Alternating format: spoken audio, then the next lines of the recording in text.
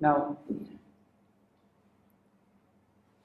I think I told you earlier that there are 9 lines in Savitri where Satyavan and Savitri appear together in the same line. This is one of the lines. The name Satyavan and Savitri appearing in the same line. This this is one of the instances here you got to see. And Satyavan replied to Savitri. Now he is quickly introducing himself because he had asked a question, a very definite question. In days when yet his sight looked clear on life, King Juvatsena, once the Salva, reigned through all the track from behind his tops, passing his days of immortal life in trusting corners to the traveler events, turns, looking back toward the southern heaven, and leans his flank upon the musing hill. And Satyavan replied to Savitri, in days when yet his sight looked clear on life. He is telling already that, yes, my father is now blind. He is not having sight now. In days when yet his sight looked, when he was having his full eyesight, then he was a king of the Shalva country. He reigned in Shalva country. Through all the track where behind these trees, what you say here, on the southern side of these trees, is the Shalva land, Shalva country. And it is that country which he was ruling. King Juvatsena won the Shalva, reigned through all the track which gone behind these tops, passing his days of immortal light, in trusting converse with his colleagues, with his subordinates, with his juniors, with his other kingly friends. He was very friendly with them all that, trusting in converse with them. With traveler went, turn, looking back toward the southern heavens, on the southern sides of this place, you see, and leans his flank upon the musing hills. So it is beyond this place on the southern side, in the Shalva country, which is ruled by my father, Juvatsena. Yes? I've never quite understand why Lakshmi introduces a concept of the traveler with wings here. Shalva, the Shalva. He is the Shalva. He is the Shalva. Meaning, he is personifying the Shalva country in the name of Juvatsena.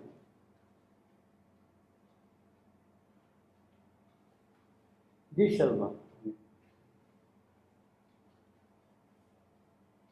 King Juvatsena won the Shalva. Means he is no more a ruler of that country. Please. Reigned through all the track. Now here again, the spelling of Juvatsena, he is putting T-H-S-E-N-A. He was putting the name T-H-S-E-N. Now, in fact, in earlier drafts of Savitri, Shivandu never used single T. He always used T-H. Savitri, T-H-R-I. Satyavan, T-H-A, Satyavan. T-H-Y-A, Satyavan. And not exactly in this context, but in several contexts, he said that for the softness which is required of the English language, that H brings the softness. In Sanskrit, it will be Juvatsena, not ta. So there is a kind of a harshness in that. So to make it little soft, you should put H there. Juvatsena. Satya Savitri. Earlier. And King Juvatsena won the Shalva reign. Now we have here at the back of the book about the significance of Juvatsena, who Juvatsena is. Sena means army leader, yeah, Sena. Jumat. Now he says, Dumasena, Lord of the shining host, Father of Satyavan, is a divine mind here fallen blind.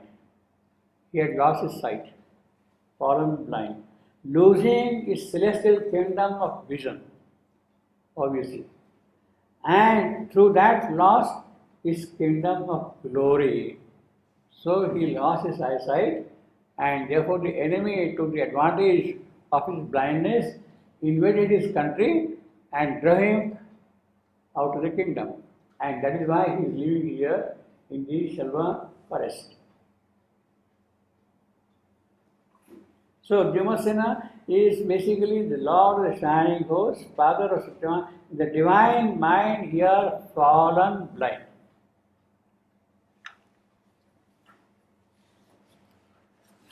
So, Swami, is divine mind. What could be this divine mind?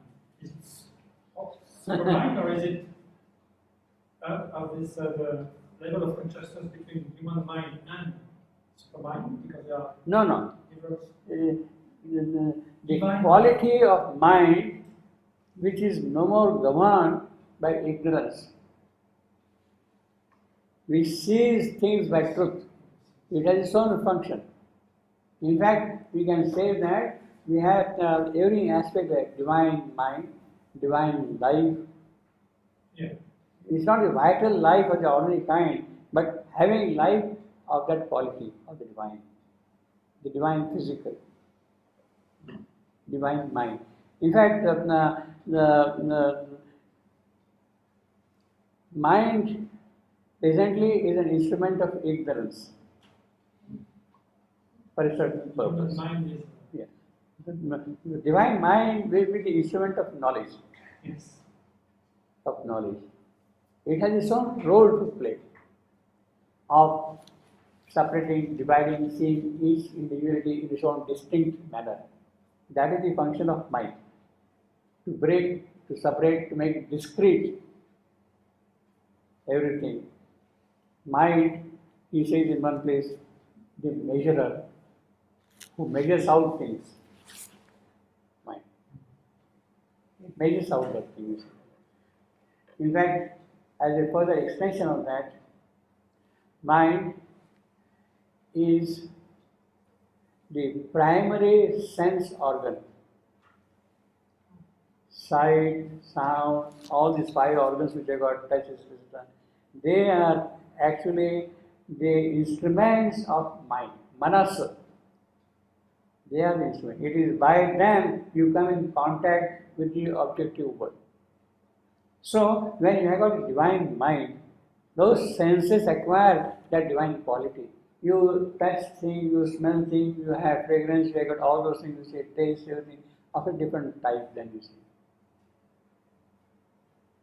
I mean, that is how perhaps we could see this. Actually, we could say knowledge. Huh? We could say knowledge. Yeah, that's right. Yeah. We can say mind of the divine. Huh. It cannot be like our mind. Mind, which is open to the knowledge. Mind cannot be like The our word mind has a vast wide Yeah. significance Yeah. in this context. And lays his flank upon the musing hills. So it is sloping down that country on the hills here. But so he was the king. He became blind. But equal fate removed her covering hand.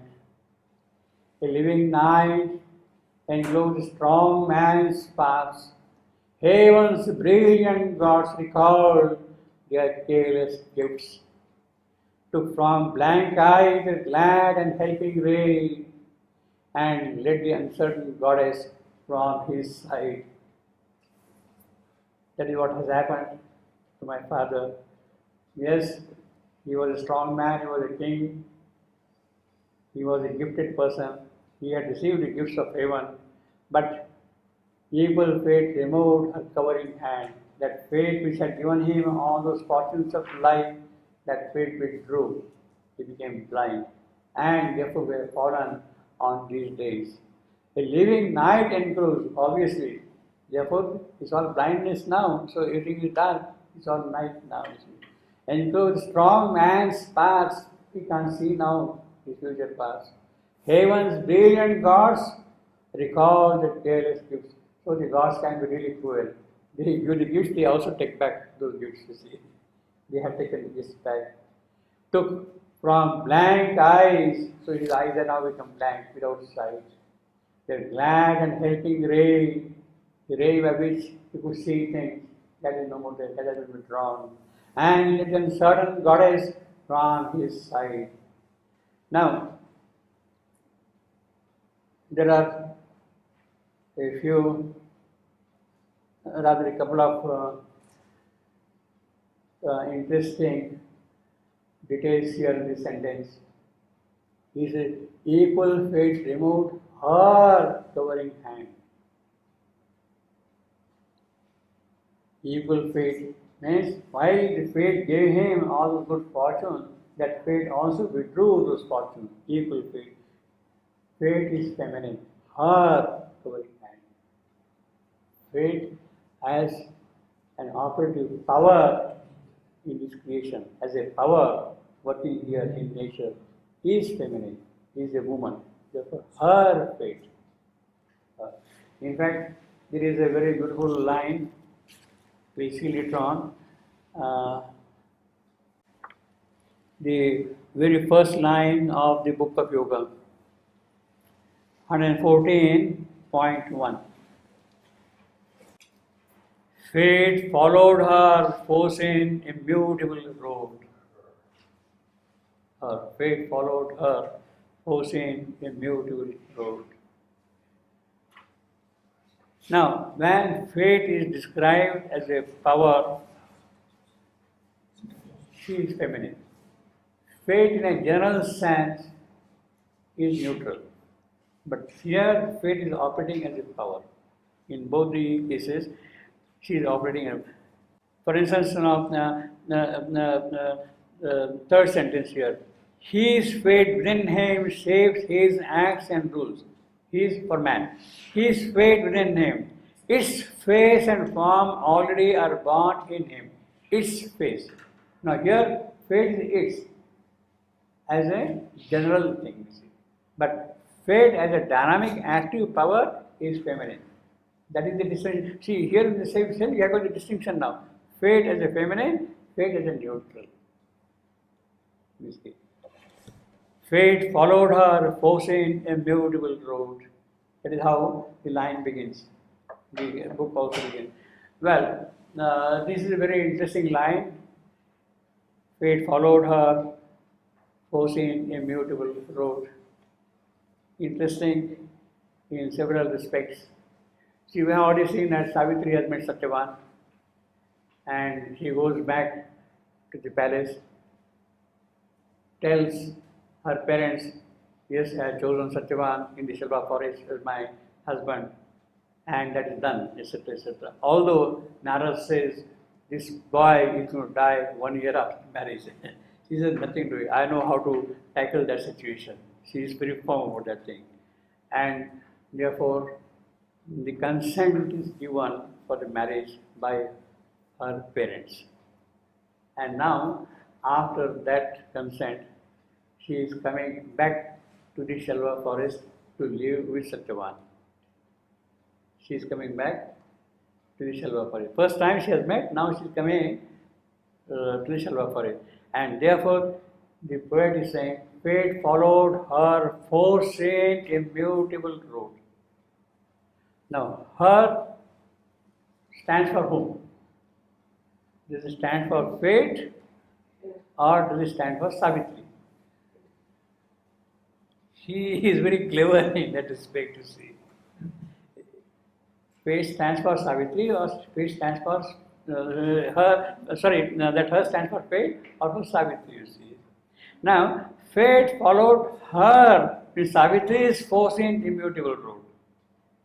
Or fate followed fate's forcing the immutable road. He is very clever, he is keeping all those things in good suspense like that, you see.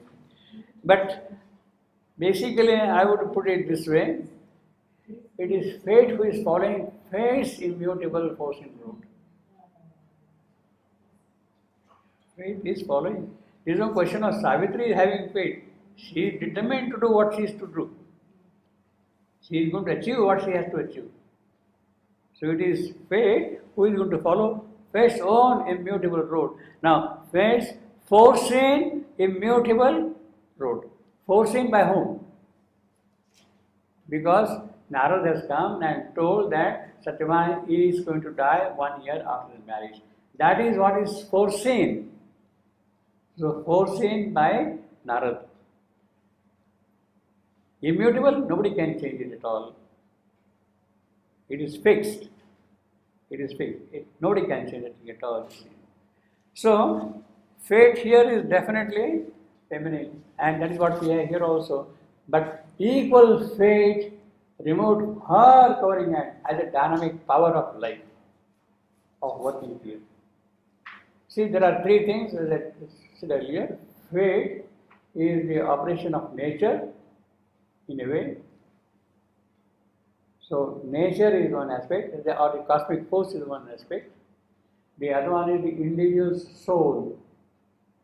And the third one is the transcendental will.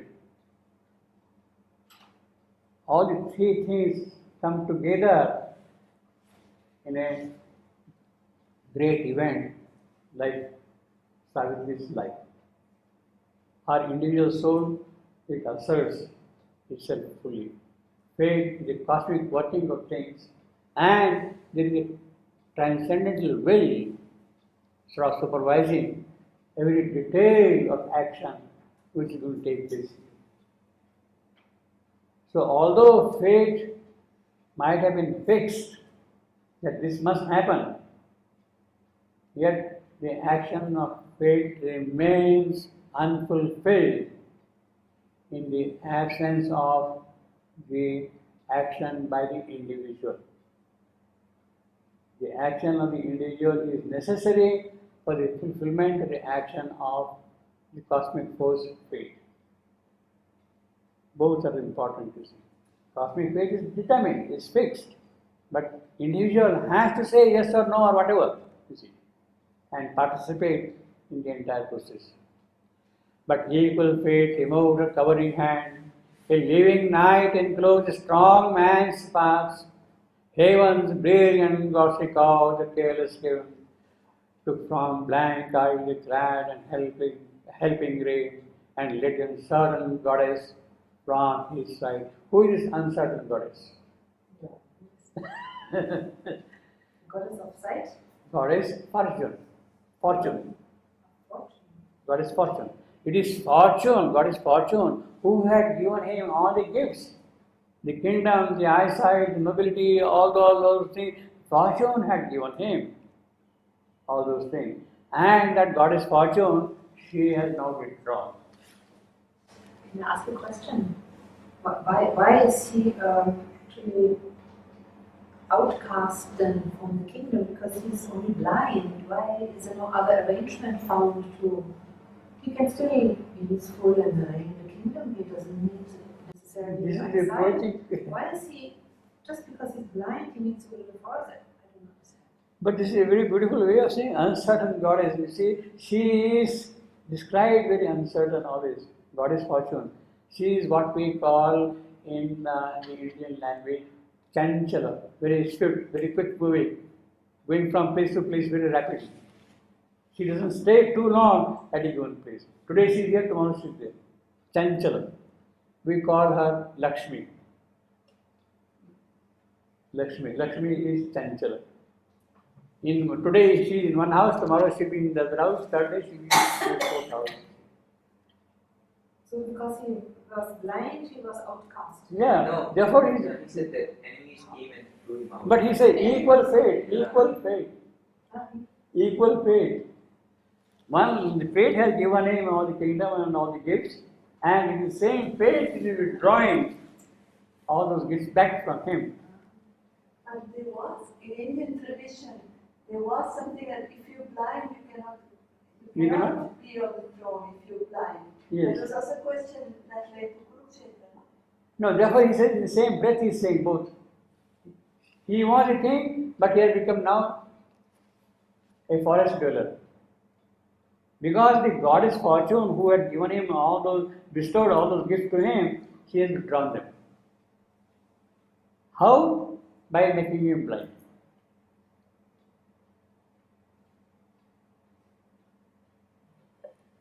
There has to be a mechanism also. There has to be a mechanism. So he says blind, equal pay. Unless there is some cause, there has to be some worldly cause for things to happen. Occult reason might be different. He must become blind, he must leave his kingdom and come to the forest. He must bring his son also there in the forest. Savitri must meet him there. All those are at a different level. But there has to be a physical cause also for all these things to happen. The physical cause is he has become blind. So, in a certain sense, in the immediate context, it may look a great misfortune. In the immediate context. But in the larger context, it is the design of fate that which is going to bring a greater fortune to whom? To him tomorrow. The fact that he has come to the forest here, immediately you may feel unhappy, etc., all that kind of a thing. But tomorrow there could be a greater fortune for him, waiting for him. Satyavan is going to meet Savitri, etc., all those things are there. But in the narrative, in the immediate cause, that is how you have to have some kind of a reason. In fact, the same thing happens later on also. Satyavan dies. There has to be a physical cause for death. He must die, of course. This was the day when Satyavan must die. But Satyavan must die doesn't mean much. It has to be done in a certain process.